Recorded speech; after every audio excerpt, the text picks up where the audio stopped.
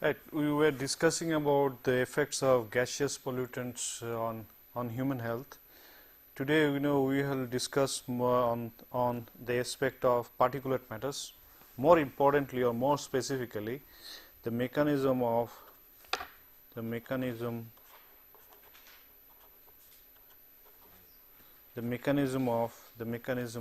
lung injury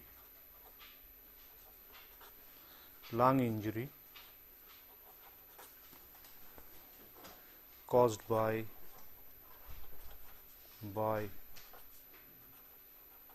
PM10. As I said, it's no longer necessary nowadays. It's no longer, it is told as silica 5 micron or something like that. We generally consider this to be PM10. This is the standard nomenclature now. Nobody talks about silica 5 micron silica or things like that. That are usually popular in various terminologies like in mining. So here, as I think I have discussed about this PM10, how we explain the PM10. Now, having said this, just let me explain you this, how these effects take place. This is, say, first of all, in the airways, there are three mechanisms actually by which this the PM10 influences the human health. First is airways.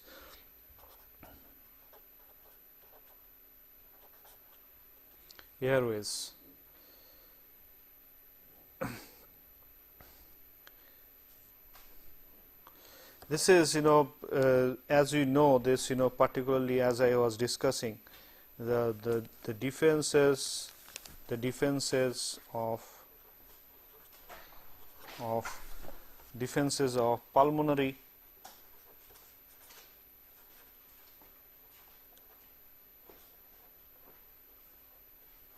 pulmonary airways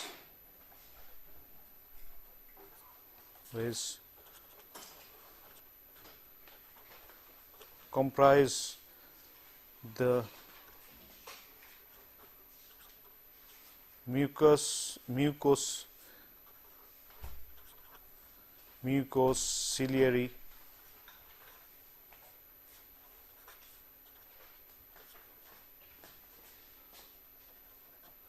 which is mucociliary escalator. That means the upward movement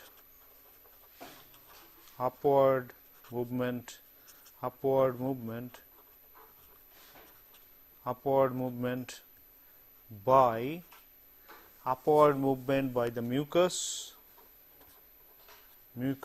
and cilia present in the pulmonary airways.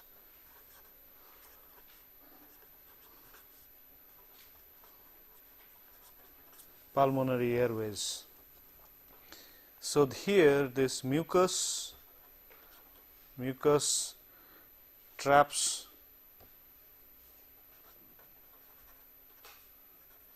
the dust, traps the particulates, and this mucociliary escalator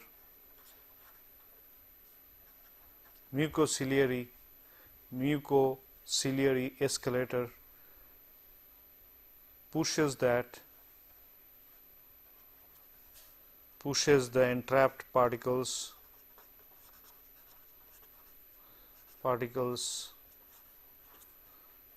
up so that they can be spat. They can be spat outside. They can be spat outside.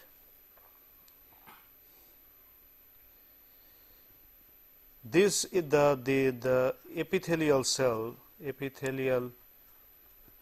cells which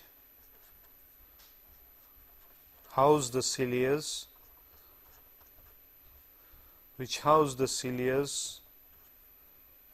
and which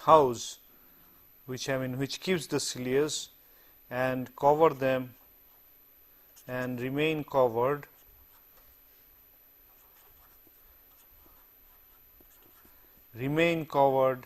by mucus, which house the cilia's and remain covered by the mucus, are susceptible to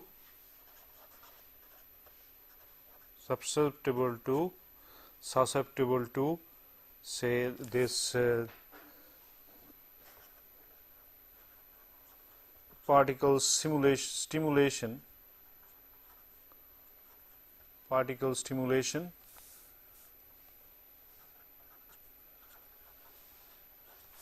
that causes allergy. So, just what I have said essentially, as I was discussing yesterday, the same phenomena, these particles, the air particles, what they happen is, as I have said, in this this bronchial trough, that is through which this a part of that is the pulmonary system, pulmonary is airways, all that linked with the airways, lung and all these things, these are related to pulmonary airways. These pulmonary airways have epithelial cells. If I remember, if we just said, I said that the cells are like this, they are connecting like this, you have the nucleus in the cells like this, large cells, large singular or a combination of cells like this, these are the epithelial cells. Within these epithelial cells, you have these cilia's, within the cilia's, as I have said, within the cilia's, and of this cilia's, this part is where it should be covered by the mucus. So, it's covered by the mucus. So, covered by the mucus. So, this particularly, as you can see, this tract like this, and this tract like this, when the particles, when the particles are trapped in it, the typical say muscular movement, the muscular movement forces the particle and the mucus, this particles and the mucus here, to move up so that they can be spat outside. So, wherever they are trapped, these epithelial cells which house the cilia's and covered by the mucus, after it is trapped by the voluntary action itself, they can move up and come to the saliva, and that can be spat out. This typical thing, what happens when the dust enters in your throat, the kind of things that you generally do.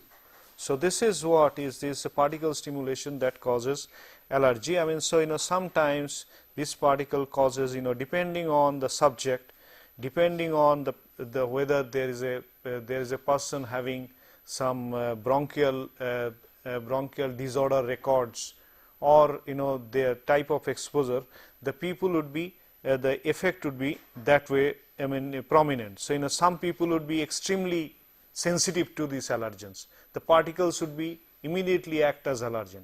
Say people like me, people like you and me, maybe even if we have a good amount of dust in the mines or anywhere wherever there is a lot of dust, we generally are not very sensitive. Our system may be somewhat more immune, but there are so many people who cannot tolerate a small flakes of dust also. For them it becomes extremely difficult to survive in such situations. So, this is what I said, it is the typical mechanism that the mechanism, the mechanisms that by which particularly the dust particles would be arrested in the airways and will be moved up. So, there are few more, this is if you can just observe now, there would be terminal airways, this is if it has slipped, say if the dust particles have moved further from the airways, it would move to the terminal airways,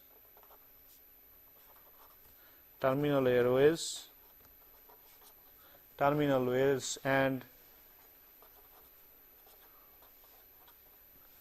proximal alveoli. Proximal alveoli. Where what happens here is once the particulates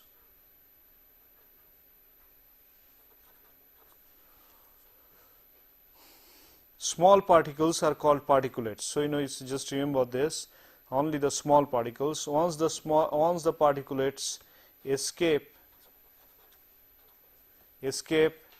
through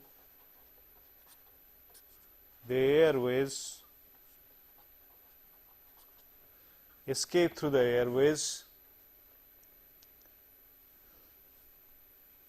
they deposit in the terminal airways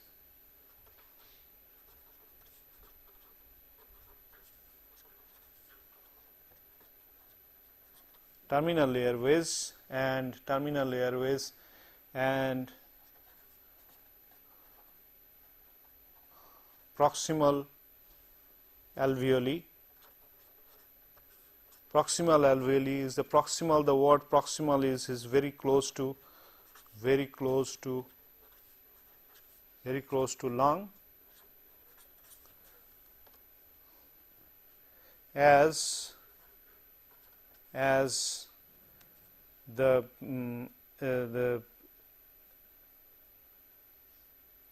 volume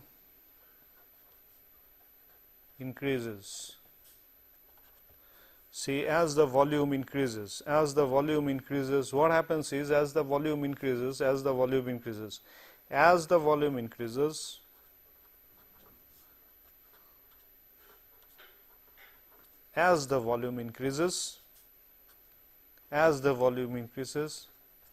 the speed, the velocity of the particles become close to 0 and they begin to settle. They begin to settle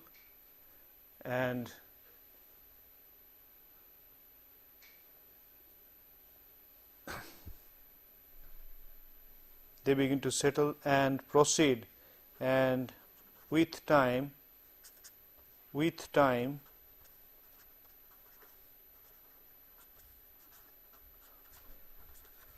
they proceed to the stomach.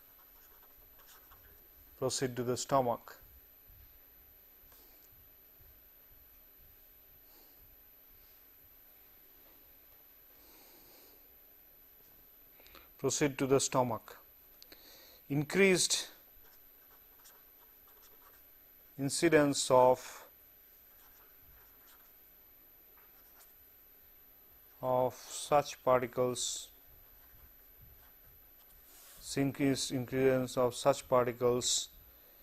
can provoke morbidity and finally mortality. So here is finally mortality. As such, it is. So it very simply can be said as to increase to this mortality. So you can see here. So essentially, all this, finally, they can. Some of them would be depositing in the terminal airways, and as a result of this terminal airways, it would reduce the capacity of the lung.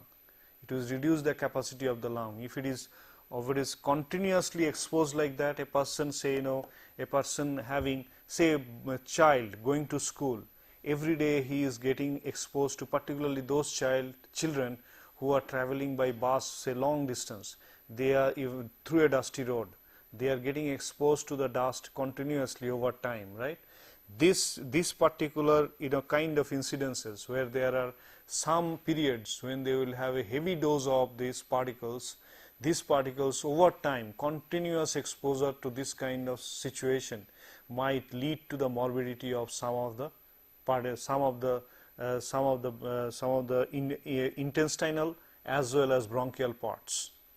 Okay, intestinal and bronchial parts. So this can result into this kind of disturbances, which can finally lead to death. Let me explain how this particularly in a pictorial form. Let us explain how these things takes place. See, this PM10 related mortality, PM10 related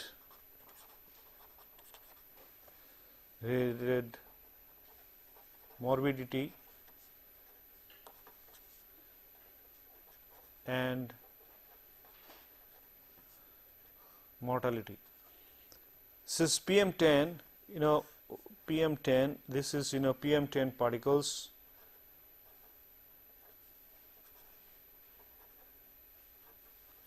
PM10 particles. This arrow meaning that it is entering to the pulmonary airways. This is a pulmonary airways.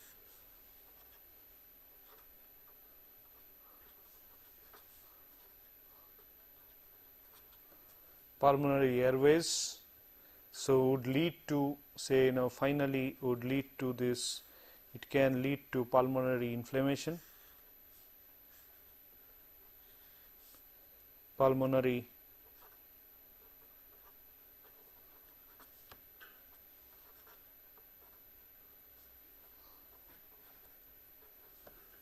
inflammation. This pulmonary inflammation, from this, if you can just see, this is okay. If we come to this side, release of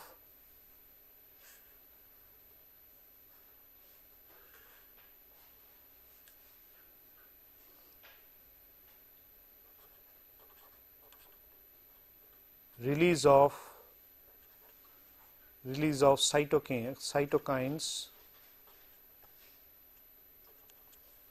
Release of cytokines.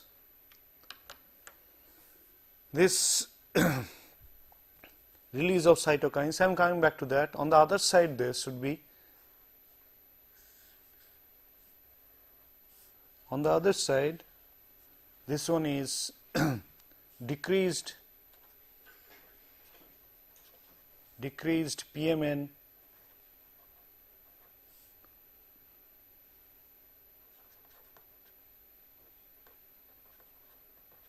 deformability in the pulmonary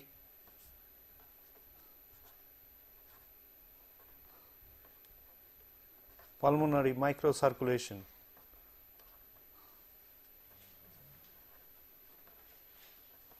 Pulmonary microcirculation. PMN stands for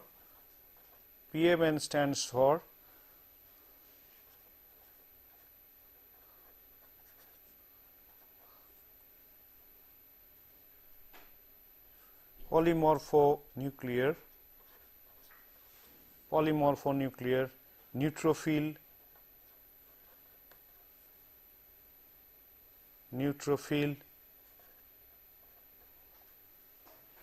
leukocytes.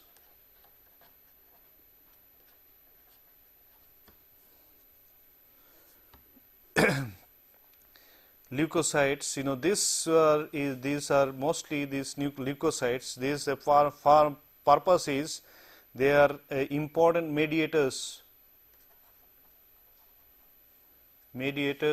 for lung injury. What happens is this pulmonary inflammation that is taking place, as I have said, say increased incidence of these dust particles would lead to decreased PMN deformability in the pulmonary microcirculation. What happens here is this PMN is the polymorphonuclear neutrophil leukocytes. These are these are the components of the blood, leukocytes. So, typical leukocytes. These leukocytes, what happens is they generally work as a mediators for lung injury. That means they resist the lung injury. You know, whatever the dust particles are there, you know, they would immediately they are tuned to resist the dust being entering the bloodstream. So what happens is consistent exposure of dust makes them ineffective. Their deformability, decreased PMN deformability in the pulmonary microcirculation, that is continuously, this is one effect that relates to the decreased deformability, decreased PMN deformability of the microcirculation. Here this one finally what happening is that as a result of that continuously, as you can see this, continuously from this, you know, this would lead to the deformation change. This would lead to the changes which I am coming back, you know, I will come back to this again. This one is here, there are this particularly pulmonary inflation would reveal, you know, a particularly is, you know,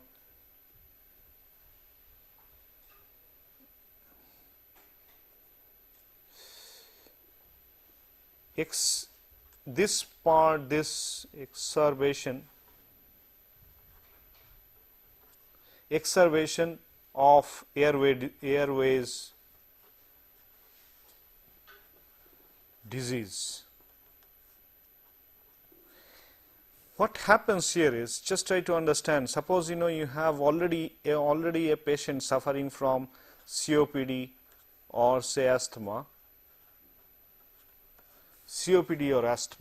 this would increase. Exacerbations means, you know, this would be particularly asthmatic patients would be having more higher say, you know, the rhythms of heart and rhythms of lung, you know, where it would continuously vibrate at a higher speed or at a higher frequency. So this kind of exacerbations increase. This is pulmonary means, you know, increased effect on this pulmonary inflammation would finally lead to exacerbations of airways disease, particularly related to COPD and asthma patients. This release of cytokines, the release of cytokines, you know, these are body antigens which would directly impact, the liver. This is as this release of these cytokines are body antigens. These body antigens would essentially impact the liver. So this liver, from this liver, as you can observe it, release of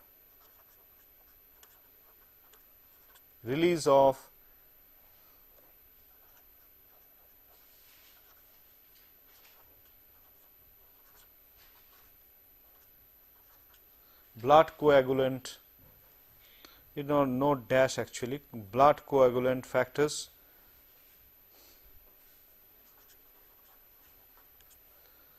See what is happening here. See, pulmonary inflammation, increased pulmonary inflammation. This is the release of cytokines. The release of cytokines in the liver would mean would essentially mean that the blood would begin to coagulate. What happens to the blood beginning to coagulate? As I was discussing, you know, so blood is essentially an emulsion. Any emulsion is not a perfect mixture. If you know that emulsion is, you know, is remained as a, you know, at a particular temperature, at particular potential, they remain within the solution. It is not a mixture. So what happens is they are extremely sensitive to impurities. See, that is why, you know, this most of the cases the milk is particularly a good example of emulsion. If you just drop a drop of a lemon, it immediately coagulates. The particulates coagulate. So the emulsion structure breaks, and it begins to coagulate, it begins to stick together. Okay, that is what you know of, mostly the substance, this is particularly begins to take place, the release of blood coagulants. This would lead to the blood forming to say this coagulate. Now, if the exposure is limited for a for a small time, say not for a very critical time, then the person can survive, because after some time again, when this is brought back to a normal air environment, he begins to breathe, again the oxygen level rises, again the clot dissociates and begin to take place. In such a situation he can again survive. But if it continues like this, all this finally would lead to these two things would lead to these two things would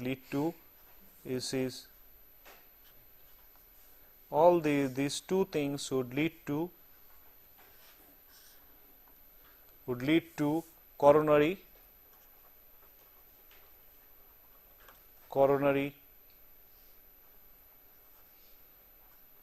and cerebral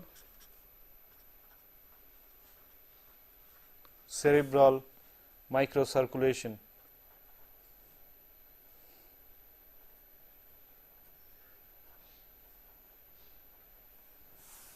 Coronary and cerebral microcirculation. You can see this, what started in the lung is finally traveling to the heart.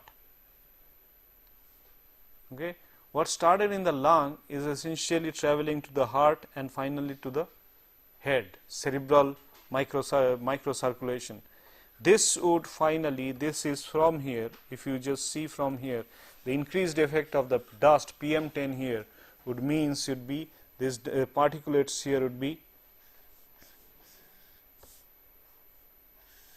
this would lead to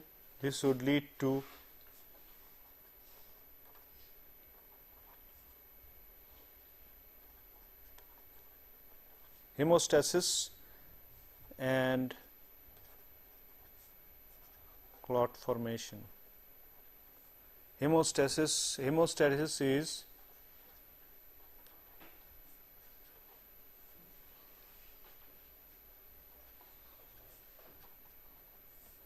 is a state at which the normal properties of blood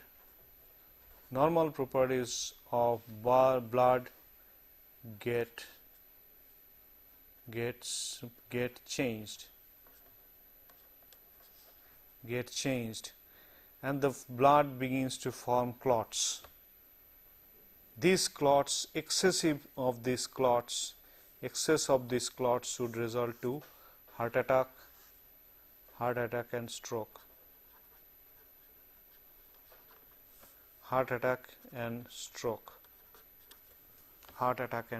So this is heart attack and stroke. So you can see the excessive exposure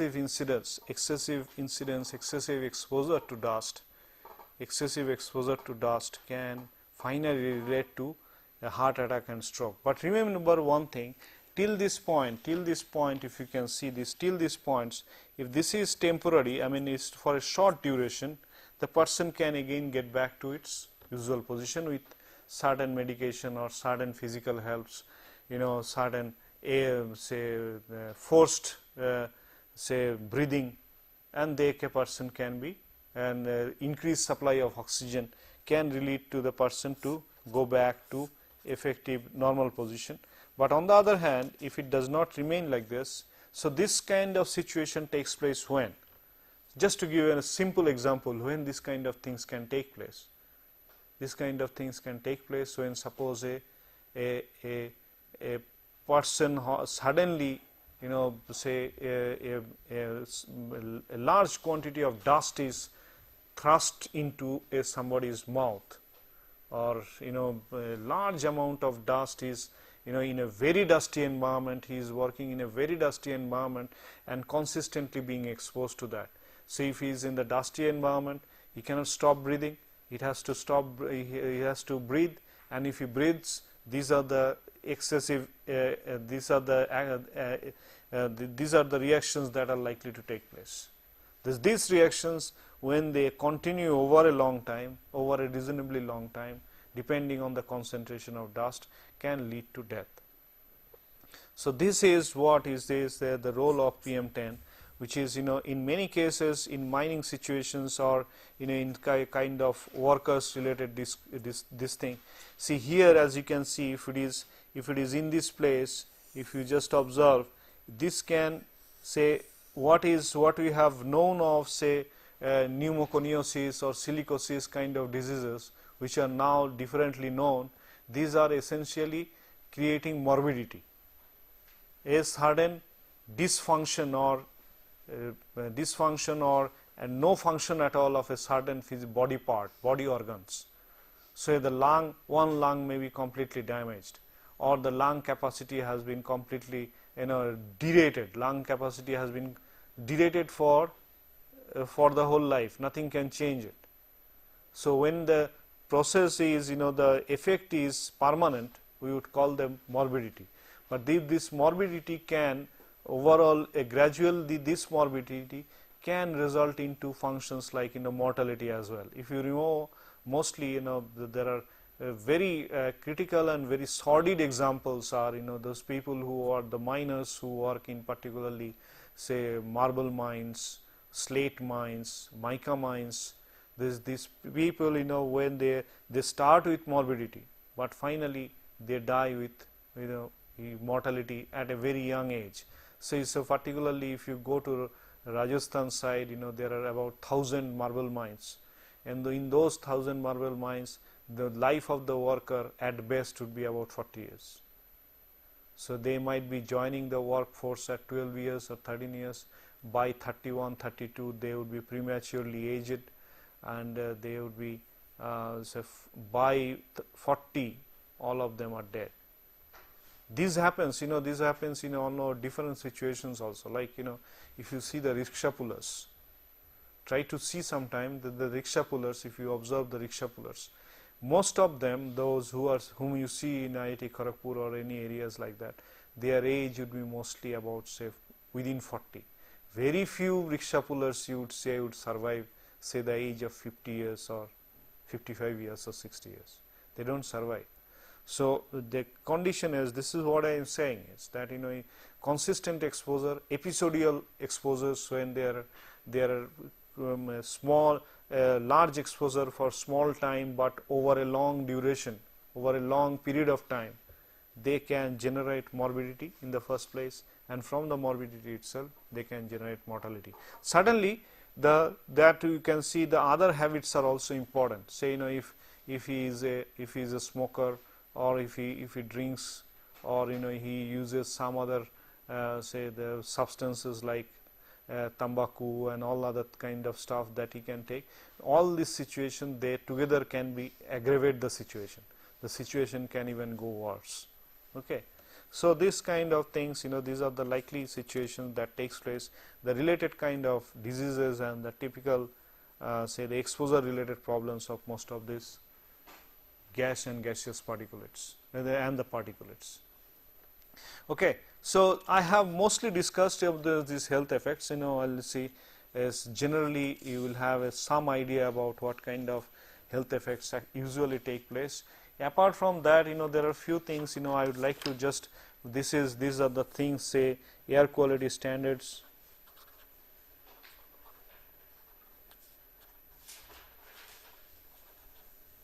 I would say mostly this you find this nowadays in the websites and any other places. This is for our country, the Central Pollution Control Board.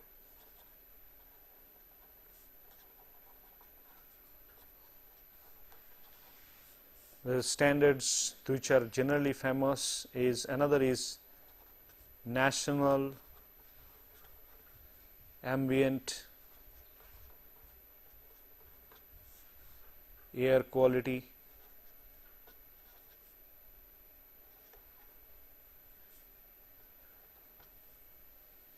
standards NACs, this is which is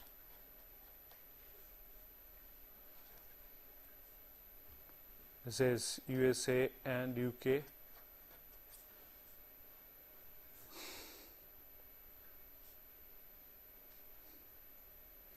Mostly there are some other permitted in the industrial concentration anyway. So these two, please try to see, in all many websites are there already.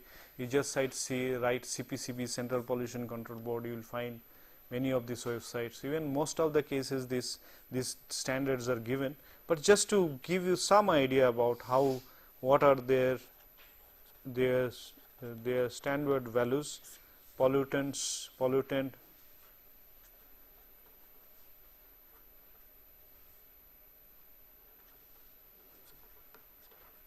time weighted average, industrial areas,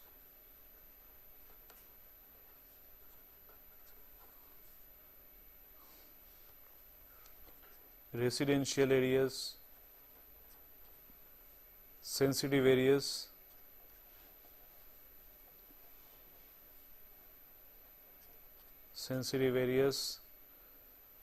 So says the pollutants SO2 annual average,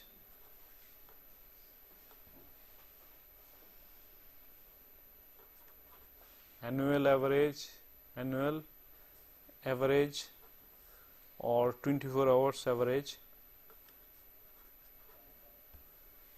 Mostly the values are 80 microgram per meter cube. This is essentially 80 microgram is about say 0.03 ppm. Residential areas is 60 microgram per meter cube. This one is 15 microgram per meter cube. 15. This is SO2, NO2 oxides.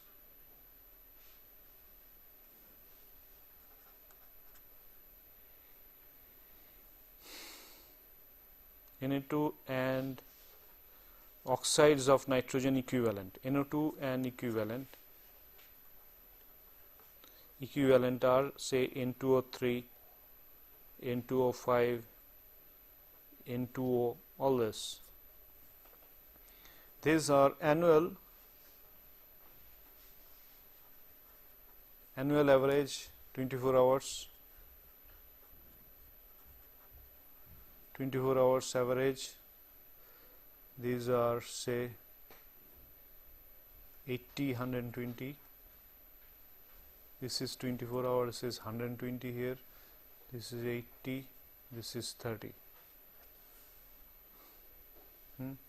So here it's okay, let me explain this. This is why 120, 80 and 120, 60, 80, these are similar, 60, 80 and 30, 30. Okay, what it means, why this thing, this thing annual average and 24 hours average. What it generally says is that, is can be in times is this annual average, you can see this are generally less than the 24 hours average. It's always less than 24 hours average. It is to suggest that there can be some peaks. There can be some peaks of these air pollutants at the time of the day, but here generally mostly the curve should be like this, sometimes it can peak, but it should remain like this.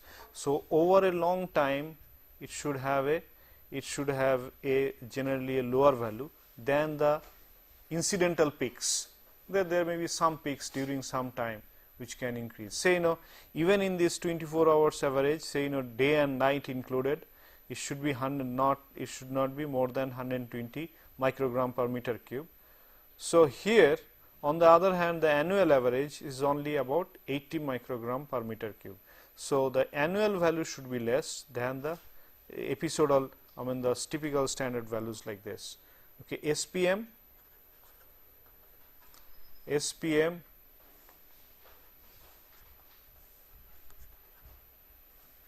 Annual average 24 hours.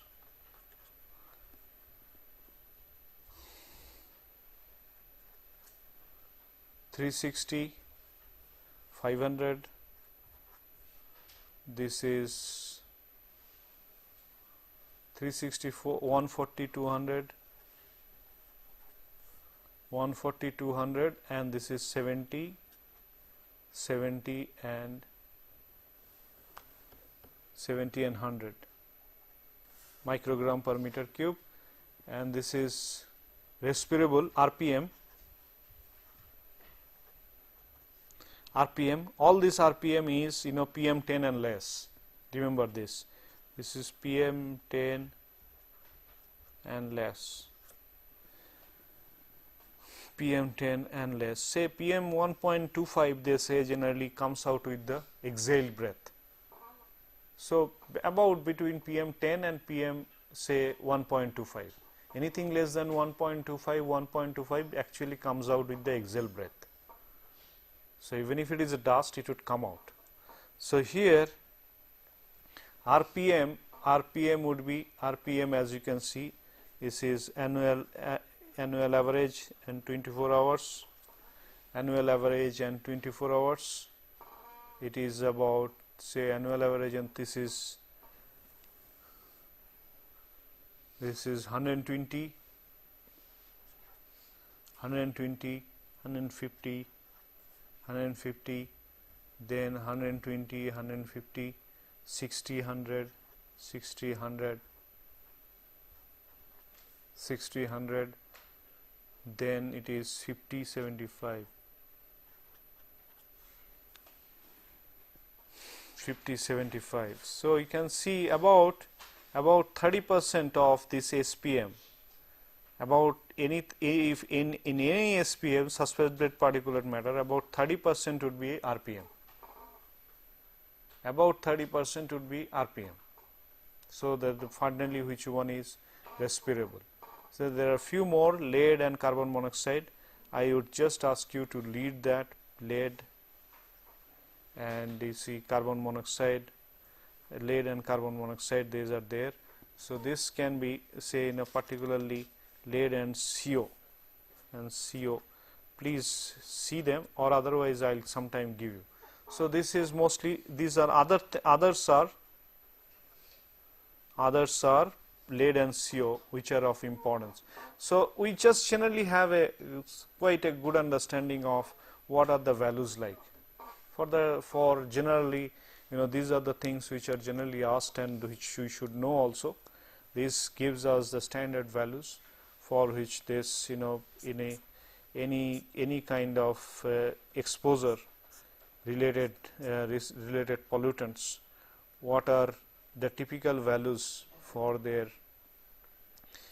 that they should have in the air, suspended in the air, is given by these standards. So these standards finally have come through the different experiments. If I find time, I have a material to suggest how these standards are come about, but that would be a different story, a long story at all. So yes, okay. We complete this. So in today's class, this much.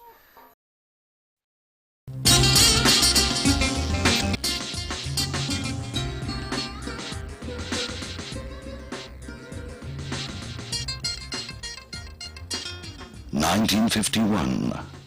A young nation aspiring to find ways to fulfill a dream lays the foundation of an institution that will give aspiring technocrats the license to fly high. The first Indian Institute of Technology is born at Kharagpur. Founded on the basis of the recommendations of the N.R. Sarkar Committee that was set up in 1945 to consider the development of higher technical institutions in India, the institute was first established in 5 Esplanade East, Kolkata, before it moved to Kharagpur in 1951.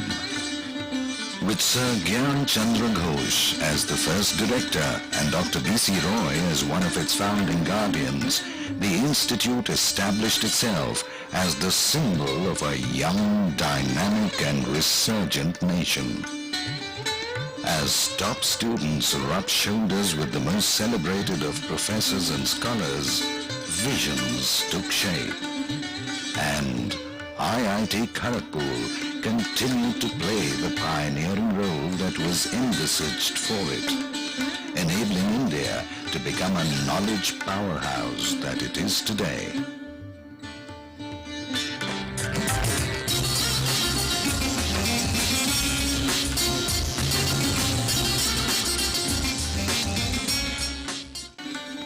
At every stage of its evolution, IIT Kharagpur remained ahead of its times.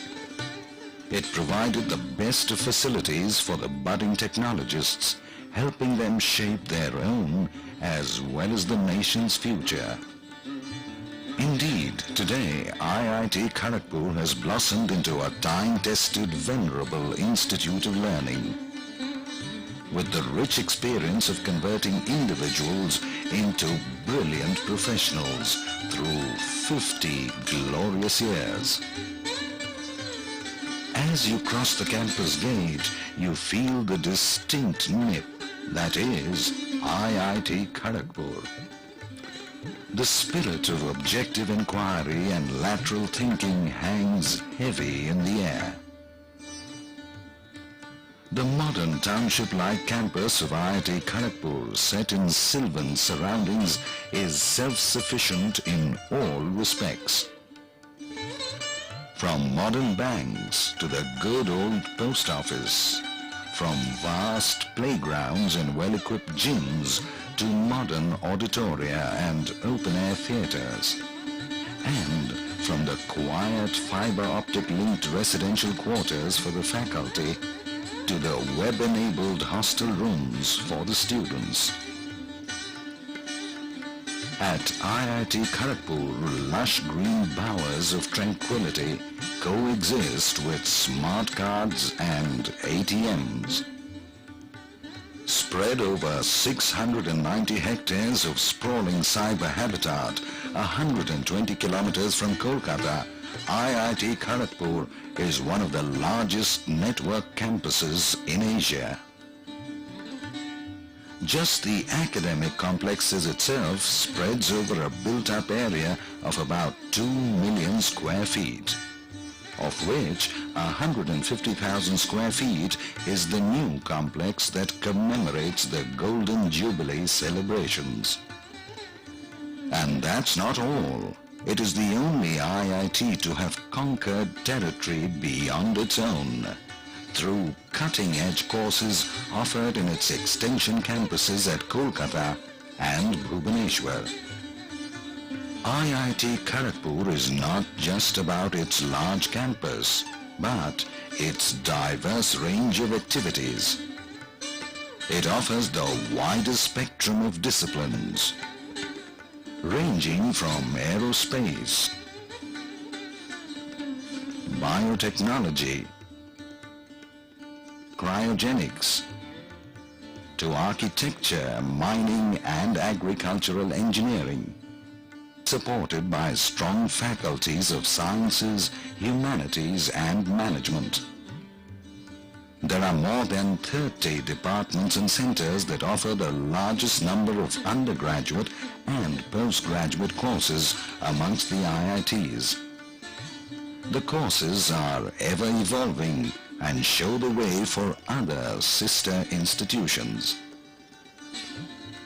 The richness in its diverse activities is showcased by the technological support the institution provides in areas like architecture, agriculture, post-harvest technology and medical sciences.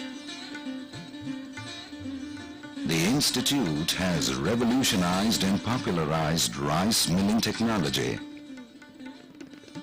The other major contributions of IIT Kharagpur have been in the critical fields of defense, railways, space research, power systems and petrochemicals. All these activities directly empower the human requirements of the nation.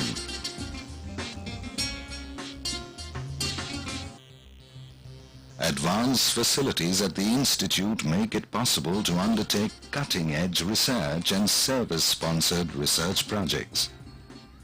The array of equipment ranges from aerodynamic testing laboratories to intelligent machining centers, atomic spectrometers, to VLSI design labs, molecular beam epitaxy, to anechoic chamber, fast protein liquid chromatographs, to liquid nitrogen plants.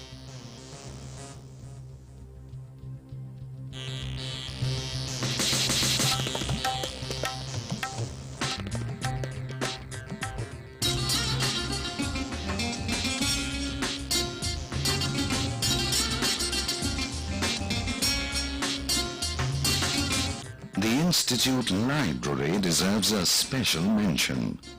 Fully web-enabled, it is one of the largest in Asia with over 324,000 volumes of material, including books, videos, microfilm, and patent documents.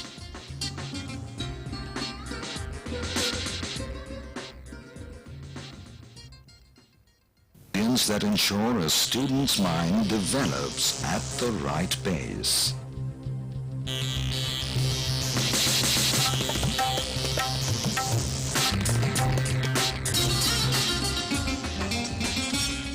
Along with its strong sense of academics, which is ensured by a strict selection process, life at Kharagpur is a celebration of, well, life. And at its heart are the students. In fact, the saying goes that you can take an IITN out of KGP, but not KGP out of an IITN. You've left a part of you behind. For most of the students, life in the campus was in itself a festivity, a collage of activities that shape their mind and body, a collage of events that was a synthesis of competition and cooperation, a collage of interests as diverse as dramatics and ham radio. Yes, life at Kharagpur has always been exciting, and the years cemented lifelong bonds as lives mingled over cups of joy and stretched over stimulating semesters.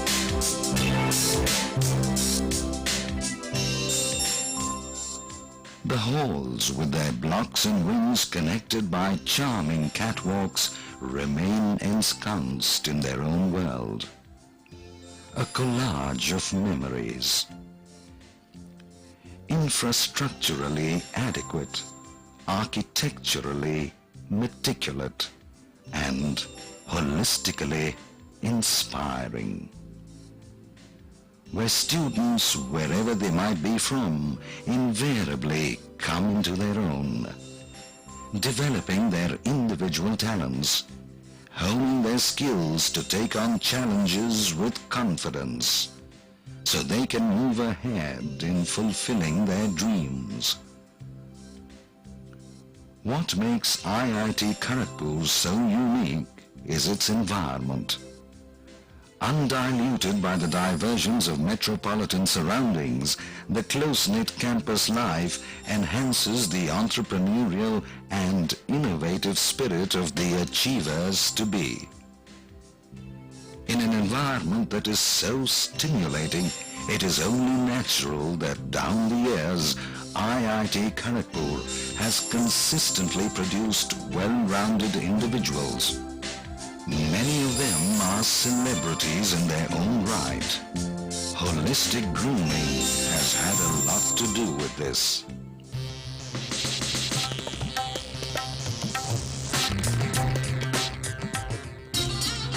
So, no matter which walk of life they choose, the IIT KGPite stands tall. And so does the institution that bred him, in majestic splendor. The alumni of this institute command global respect. Their distinguished presence at the helm of global giants is a matter of national pride. For the students of IIT Kharagpur, it is impossible to erase any scratch of memory about their alma mater. In fact, some come back to invest sentiment, pride, and money, to see the institute they call home rise to even greater heights, structurally, functionally, as well as holistically. Their singular aim is to make IIT Kharagpur an institute, whichever way you look at it, par excellence. A man's journey into quiet accomplishment and the Hall of Fame starts with the right step. And the training and placement cell of IIT has been the efficient facilitator in this regard for over 30,000 graduates. Having placed more than 95% of its students in a wide range of industries consistently for over 2 decades, it is no wonder that the institute is the most preferred campus for technical recruitment of quality manpower. SRIC, or Sponsored Research and Industrial Consultancy Cell, was formalized as the Special Industry Interaction Cell in 1982. Devoted full-time to handle industrial projects and consultancies, and for deploying and propagating intellectual property. Successful sponsored research projects straddle a wide spectrum, ranging from computers, communication and biotechnology to robotics, photonics, and food processing. The setting up of a state-of-the-art VLSI CAD laboratory and tie-ups with GE in areas ranging from vehicle structure design to electrical communication and software technologies are excellent examples of IIT Kharagpur's ever-evolving pioneering spirit. Collaborations with a host of national and industrial majors are a testimony of its proven expertise and research repertoire.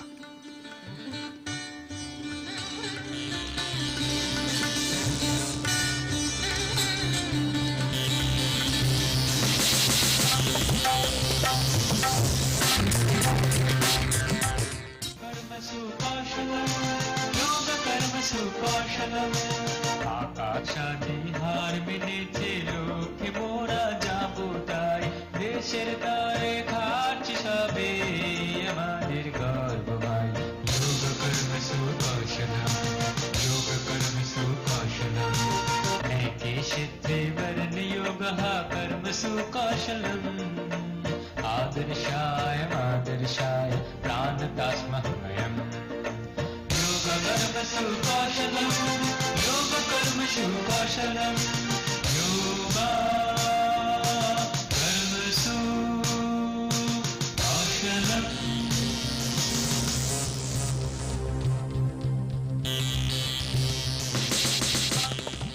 Indeed, in this golden jubilee year, as the celebration continues, Pandit Nehru would surely have been a proud man today. For him, IIT Kharagpur was always more than just an institute of technology. In his own immortal words, it is indeed a fine monument of modern India.